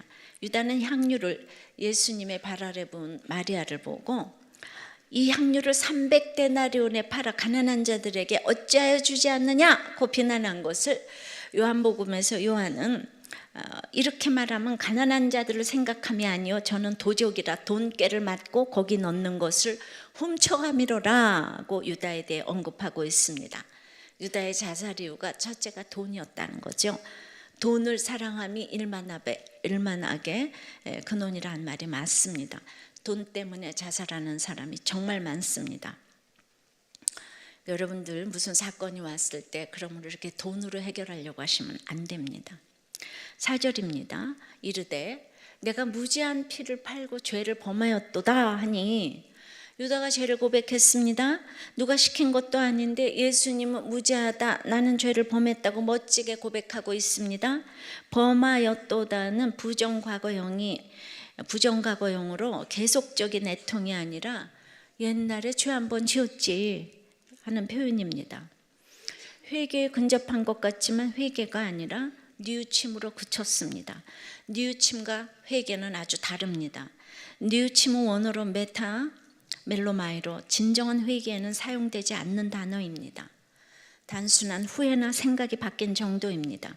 죄의 결과에 대한 감정적 후회 정도의 반응입니다. 그러니까 돌아온 탕자처럼 죄를 지었으니 품꾼의 하나로 써달라는 구체적인 적용이 없이 내가 죄를 지었다, 예수님은 죄 없다 하는 것입니다. 죄는요, 내가 돈을 사랑해서 은 30 때문에 예수님을 팔았다? 이렇게 구체적인 회개를 해야 하는 것입니다. 산부인과 의사였던 저희 남편도 죽기 전 하루에 하나님 용서해 주세요. 이것만 하더니 마지막에 이르러서는 드디어 낙태 수술한 것을 고백했습니다. 구체적인 회개를 한 것입니다. 그러나 유다는 얼마나 돈을 사랑했는지 구체적인 죄를 회개하지 못하고 후회로 끝났습니다. 그러니까 뉘우침과 회개는 아주 달라요. 후회와 회개는 아주 다릅니다. 5절에 유다가 은을 성소에 던져놓고 물러가서 스스로 목매어 죽은지라. 그러니까 4절에 죄를 범하였다 하니까 대제사장들이 네가 당하라 그러니까 마치 대제사장이 안 받아줘서 죽는 것처럼 이제 목을 맸습니다. 그러니까 돈을 떼어서 시련을 당해서 복수하려고 죽는 것입니다. 그렇게 뉘우치더니 스스로 자신의 죄를 집행하고 목을 맸습니다. 구약의 사울도 자살을 했습니다.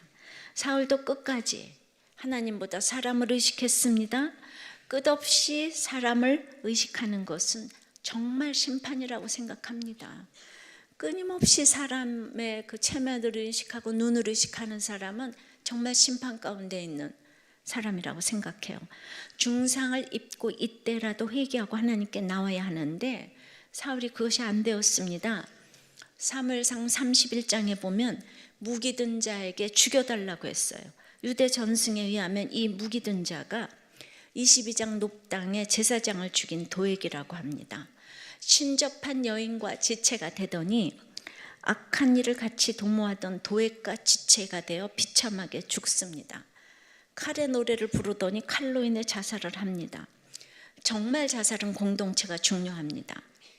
사울에게는 사무엘과 다윗과 요나단 같은 세계적인 믿음의 친구가 있는데 바로 그 친구들 공동체에서 악의 공동체인 신접한 여인, 도액 이런 사람과 친하게 지내다 멸망을 당했습니다. 유다도 예수님 옆에서 예수님을 죽인 대제사장과 장로들과 어울리더니 결국 그들과도 하나가 될 수 없어서 이렇게 자살을 했습니다. 너무나 세계 최고의 공동체에서 믿음이 없는 사람들하고 그렇게 놀기도 어렵겠죠. 이렇게 놀기도 어려워요.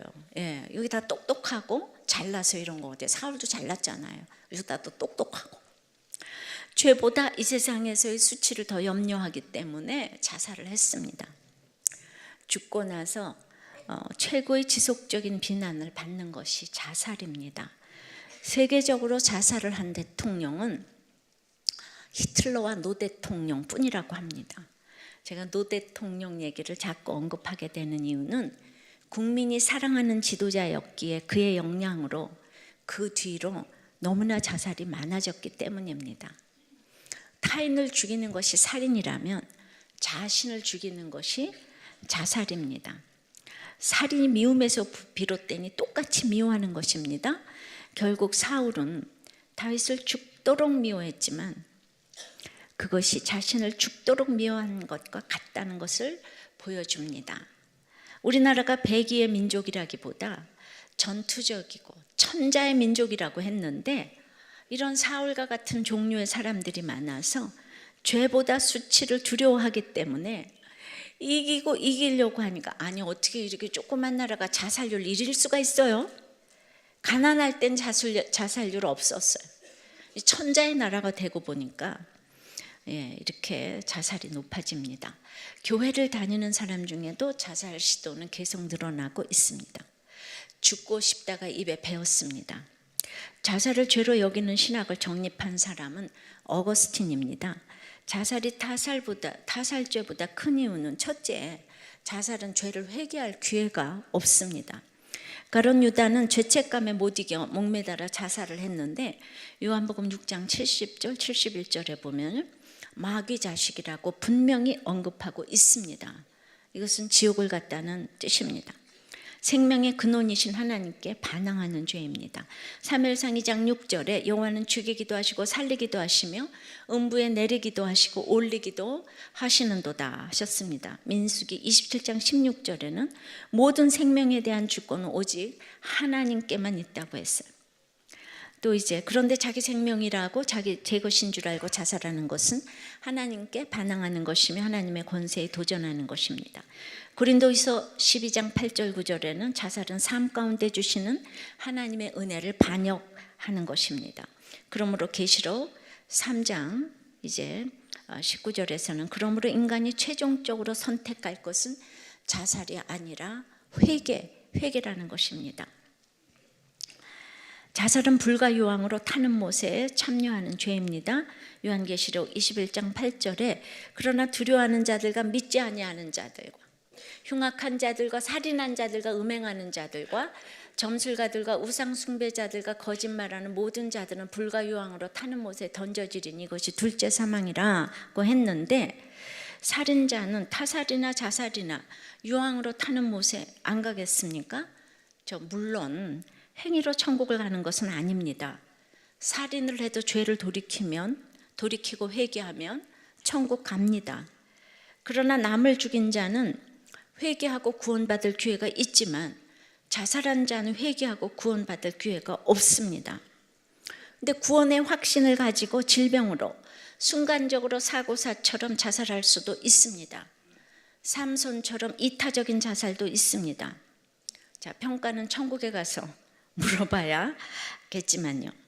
그러나 회개하지 않고 자살한다면 영원히 돌이킬 수 없는 지옥의 형벌을 받게 됩니다.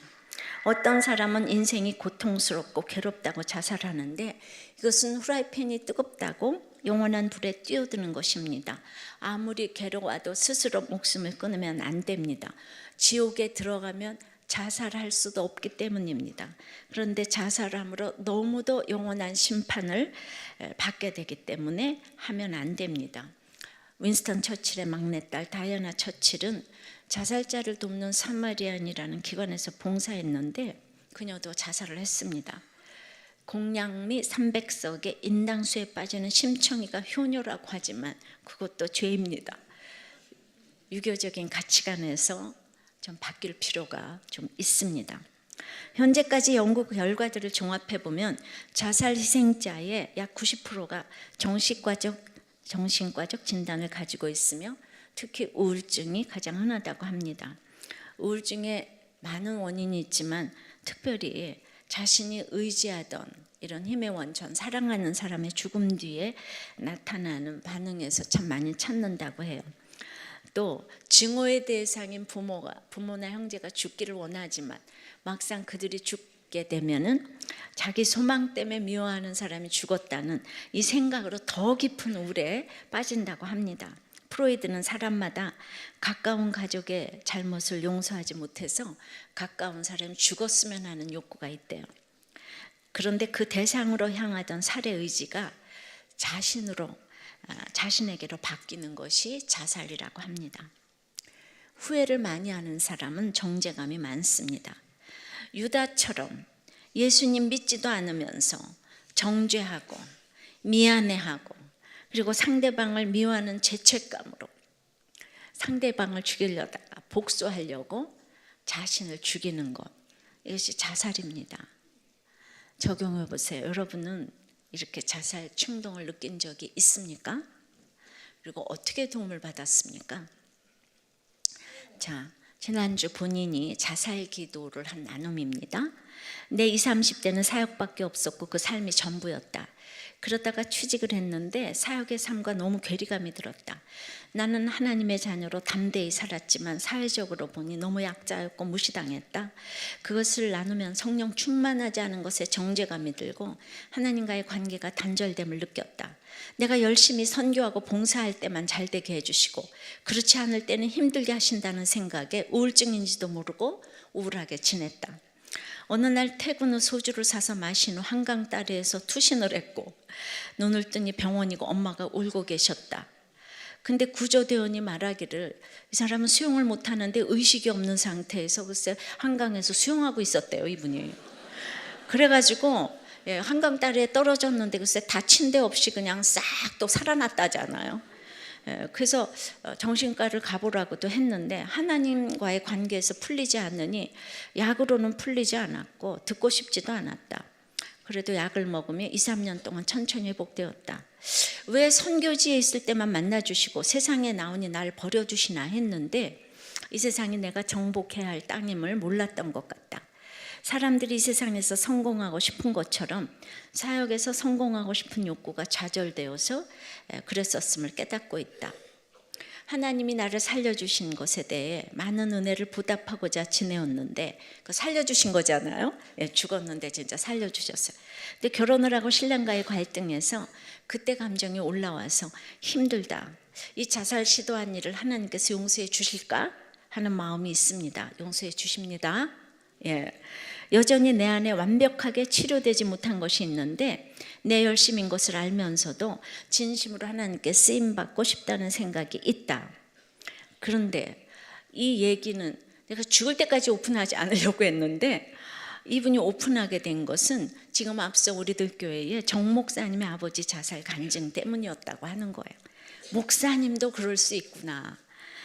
그래서 이분도 지금 목장에서 이 얘기를 날마다 자유롭게 약재료로 나눈다는 거죠.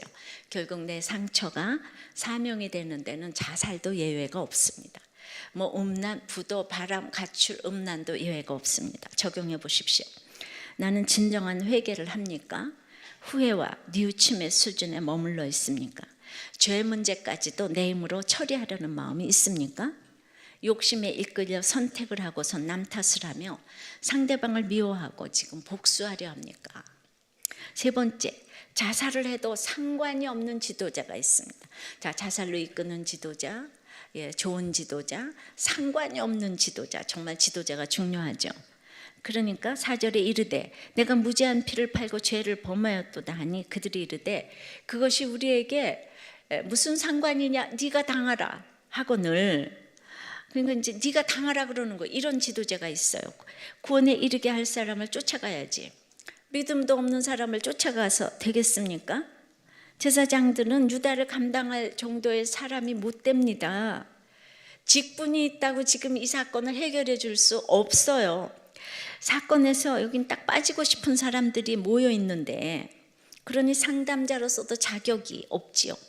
우리도 너무 감당하기 어려운 일로 상담해 오면 도망가고 싶을 때가 있잖아요. 근데 유다가 예수님께 양육받고 예수님을 팔고 예수님을 죽이려고 하는 대제사장과 장로들에게 지금 상담하러 간 것입니다. 이 대상을 이렇게 잘못 알아요. 그러나 이제 유다가 내가 죄를 범하고 무죄한 피를 흘렸다고 하면 대제사장이 돼서 그거 받아줘야 되지 않습니까? 그런데 돈 주고 예수님 인수할 때는 언제고, 이제 무슨 상관이 되는지 네가 당하라. 그들은 유다의 죄책감과 후회에 너무 무관심합니다. 지금 유다가 딱 죽기 직전 아닙니까? 근데 십자가는 지혜고 지혜는 타이밍인데 이제 뭐 타이밍을 몰라요.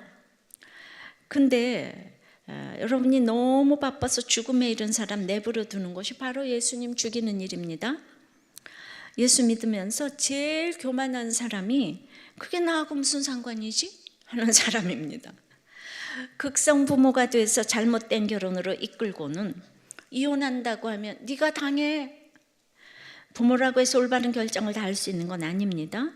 부모의 영향으로 나쁜 결정으로 이끌 수도 있습니다.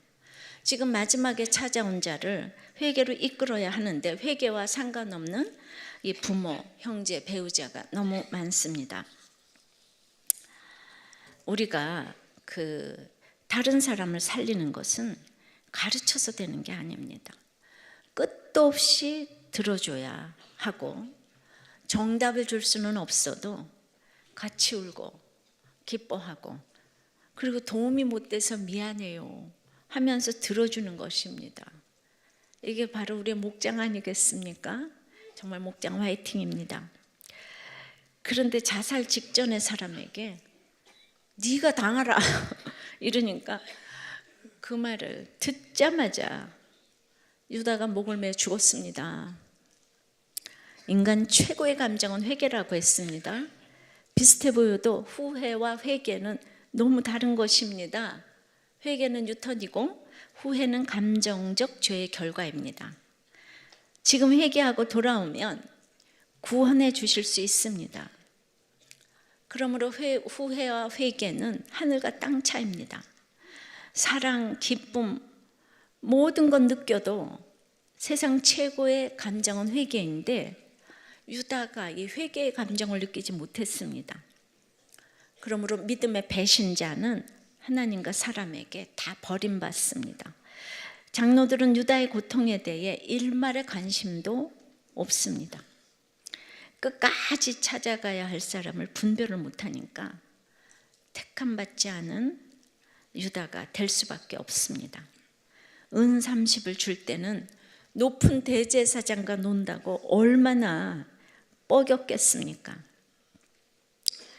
인간은 어디에다가 무엇을 상담해야 될지를 몰라요. 소중한 것을 투자할수록 투자 대상에 대한 기대 수준도 키워가는데 정도가 심해지면 그냥 기대를 믿음으로 변화시켜버려요. 그래야 내 마음이 편해지기 때문이에요. 그래서 어떤 얘기를 해도 내 기대를 저버릴 수 있는 얘기는 눈과 귀를 다 닫습니다. 뭐 애인의 배신 가능성, 투자금을 날릴 위험성, 그런 얘기 듣고 싶어 하지 않습니다. 그러니 수십 년간 내 모든 것을 아낌없이 준 자녀 문제에 이르러선 두말할 나이도 없습니다. 자식이 큰 문제를 일으켰을 때 가장 당황하는 사람이 부모라는 거죠. 세계를 경악시킨 버지니아 공대 참사의 범인 조승희의 가족도 승희가 그런 끔찍한 범행을 저지를 줄은 상상도 못했다. 아주 철옹성 같은 확신들을 다 가지고 있어요. 이걸 가족 우상이라고 하죠. 적용해 보십시오. 문제아는 없고 문제 부모만 있습니다. 아니 무슨 상관이냐 하면서 계속 술 마시고 바람 피고 있습니까? 자녀에게 우울증이 올 때 상관없는 부모는 아닙니까? 우리가 목장에서 이렇게 자유롭게 나눔을 하니까 그냥 이것이야말로 상담이 되어 자살의 아픔에서도 이렇게 자유롭게 되는 것을 정말 우리들 교회를 통해서 봅니다. 이것이야말로 저절로 상담이 되는 게 아닌가 싶습니다. 비싼 돈 내지 마시고 목장에 들어가서 그냥 얘기하세요. 그 팩트를 자꾸 나누다 보면 중독이 희석이 되고 아픔이 자꾸 엷어집니다. 자, 이번 주 나눔입니다. 본인이 인정 중독자인데 자기 인정받고 싶을 때마다 남편이 여자 문제를 일으킨대요. 아까 집사님 얘기 들으셨죠? 간증한 집사님. 그럴 때마다 타투와 피어싱을 하고 싶대요. 이번에도 어디에다 문신을 할까 했대요. 남편이 꼭 기부원 같답니다. 근데 왜 타투와 피어싱을 하냐면 문신하면 아프잖아요. 그래서 나도 아프다는 것을 그렇게 표현하고 표현하는 건가요? 목장에서 이렇게 나눔을 했어요. 그래서 사실 자살하고 싶었는데 친정아버지가 자살하셨고 가족의 자살이 가족들에게 얼마나 상처를 주는지 알기에 혼자서 삭히는 거예요. 말씀을 들을 때마다 남편이 변할 것 같아 기대했는데 목자를 해도 바람을 피고 치리를 받아도 술을 먹는구나. 내가 이렇게 교양 있게 읽었지만 나눔은 안 그랬어요. 이래도 저래도 안 되니 여기서 잘 살아가는 방법을 알아야겠다고 마음을 바꿨습니다. 처방하는 평원님이 이혼도 안 되고 자살도 안 되는 것을 알고 포기하는 것이 말씀을 뚫고 들어가는 것이에요. 그리고 하나님이 집사님을 세우시는 거예요. 집사님 너무 수고하셨어요. 이뻐요. 이렇게 막 격려를 해줬어요. 이렇게 자살하고 싶다고 얘기할 수 있는 공동체에 있는 것이 자살을 막는 비결입니다.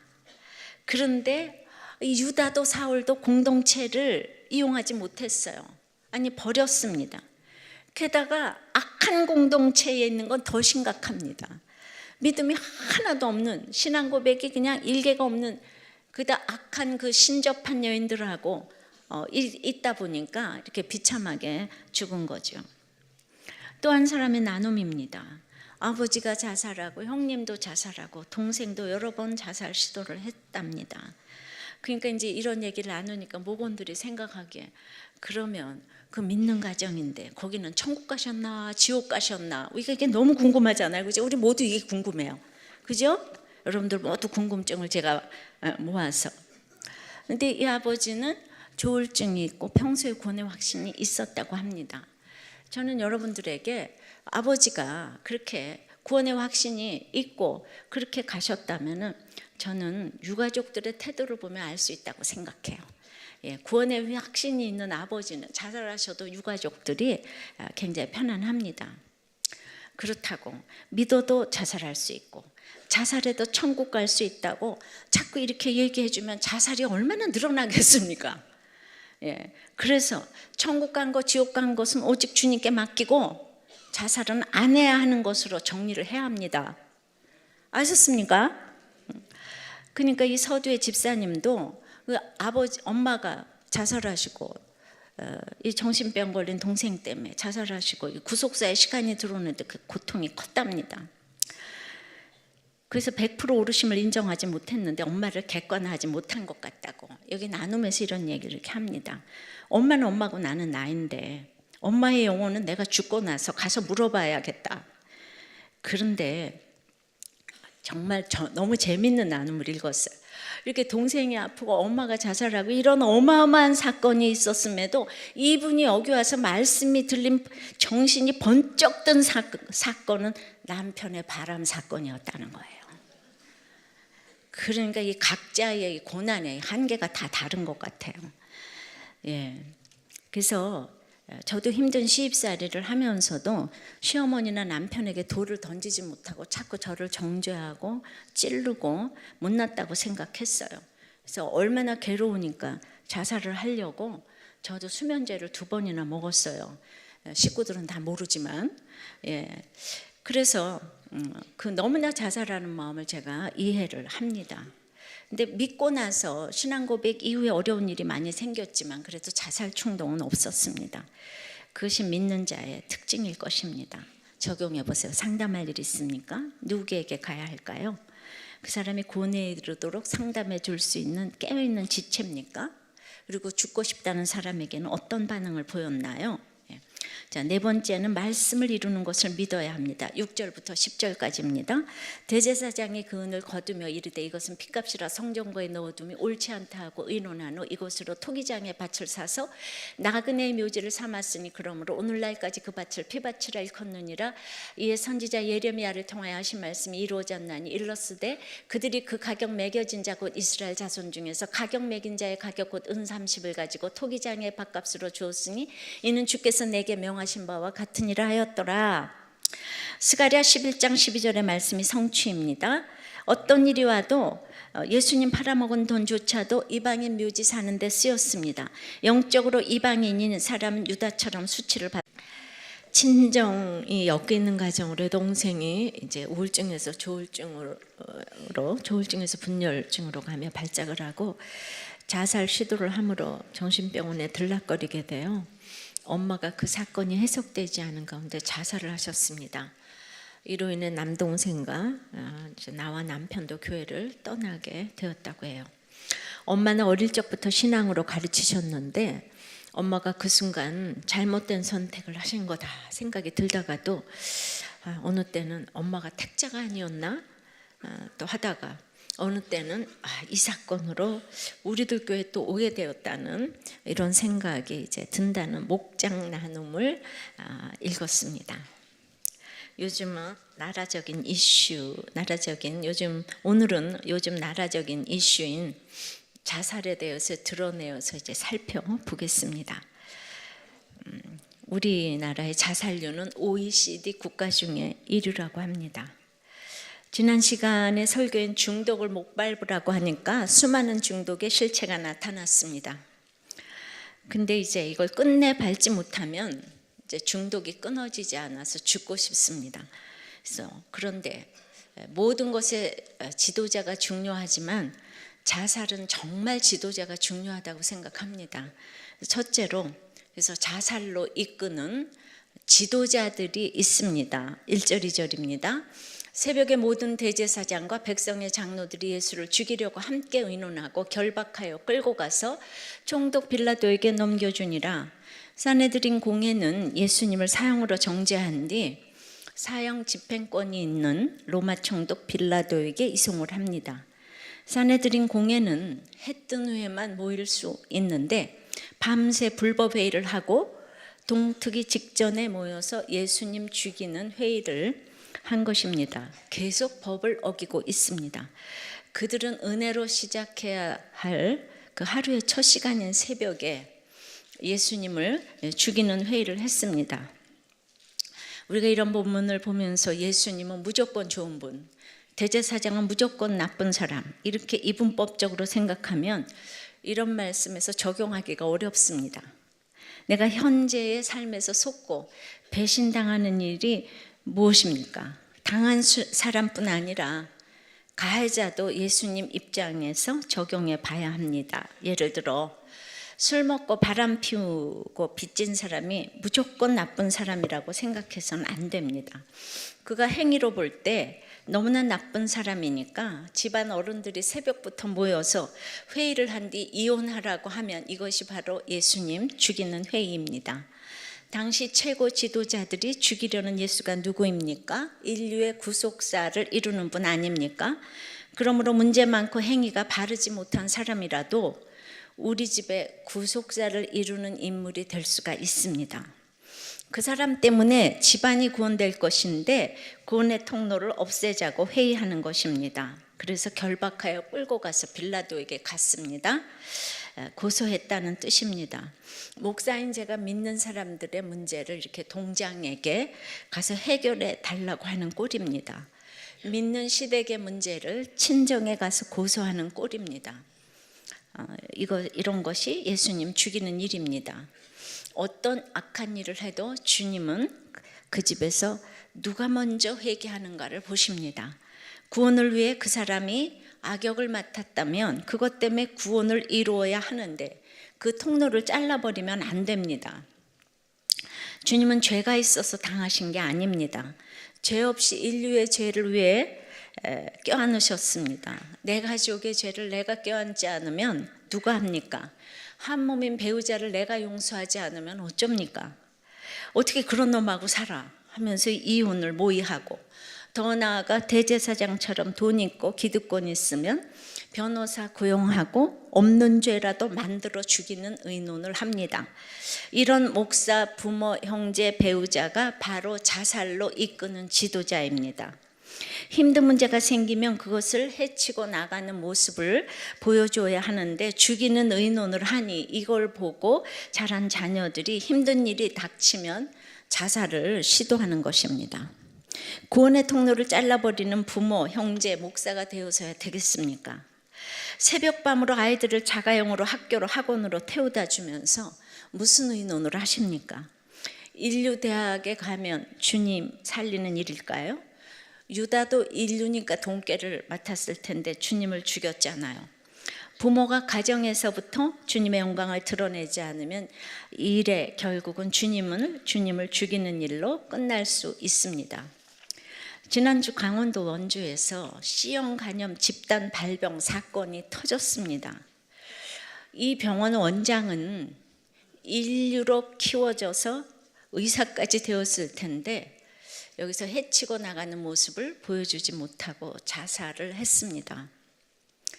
적용을 해보세요. 구원을 위해 악역을 맡은 사람 때문에 내가 예수를 믿었는데 내가 오히려 그 사람을 내쫓고 끊으려 하지 않습니까? 내 가족의 죄를 껴안지 못하고 구원의 통로를 잘라버려 자녀를 자살의 길로 이끌고 있지는 않습니까? 자, 누군가 한 사람의 지도자가 교회마다 집집마다 필요합니다. 오늘은 요즘 나눔을 한 우리들 교회에 여러 가지 자살 사례들을 말씀드리려고 합니다. 제가 이 자살 설교를 하려고 보니까 이게 다 지난주 나눔 내용이에요. 너무 놀랐어요. 자살에 대한 나눔이 너무 많았어요. 우리들 교회 화이팅, 할렐루야, 놀렐루야. 예, 남들은 금기시 여겨서 말도 못하는데 얼마나 나눔을 자유롭게 활발하게 하시는지 모릅니다. 오늘 이 사례들이 우리 아픔에 도움이 되었으면 합니다. 자살은 공동체가 절대적으로 역할을 한다고 생각합니다. 공동체가 돕지 못하면 자살로 갈 수밖에 없는 일이 너무나 많습니다.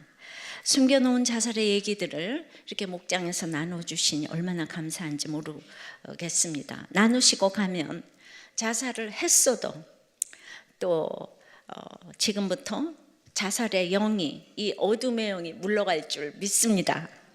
자살은 특별한 사람이 하는 게 아니에요. 우리들 교회는 목사여도 평신도여도 자살을 경험하고 자살의 문제를 자유롭게 이렇게 나누고 있습니다. 우리들 교회 정 목사님 나눔이에요. 아버지가 투병하시던 16년의 시간 동안 뇌경색인 아버지의 병이 기적적으로 낫기만을 바라면서 이 가족 우상주의가 있어서 똘똘 뭉쳐서 기도하면서 온 가족이 기도했습니다. 그런데 식구들이 집을 비운 사이 아파트 옥상에서 투신하셔서 스스로 목숨을 끊으셨습니다. 그 당시 MDB인 신학대학원을 다니던 저에게는 도저히 납득할 수도 받아들일 수도 없는 일이었습니다. 투병 중에 간절히 기도하시던 아버지에 대한 기억이 잊혀지지 않고 왜 이런 식으로 응답하셔야 하는지 하나님이 원망스럽고 모든 것이 혼란스러웠습니다.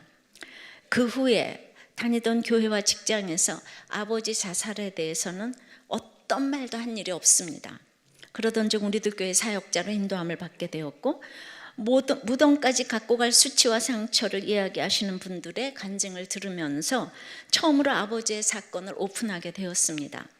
수요예배를 드리던 중 악한 부모, 선한 부모 할 것 없이 나를 예수 잘 믿게 해준 부모가 최고의 부모라는 이 목사님의 설교가 나팔소리처럼 귓가에 울려 퍼졌습니다. 저의 과거가 해석되다 보니 자살하고 싶다고 하는 분들과 자살한 가족이 있는 분들에게 제 사연을 나누면서 함께 울고 정말 기도하는 인생으로 바꿔주셨습니다. 이보다 더 큰 축복이 어디 있겠습니까? 장례 예배를 인도할 때면 언제나 저의 간증과 살아야 할 이유를 나누게 되었습니다. 저야말로 정말 수지 맞은 인생임을 고백합니다. 정 목사님의 이 간증이 여러분들에게도 도움이 되기를 바랍니다. 두 번째는 좋은 지도자 밑에서도 자살하는 사람이 있습니다.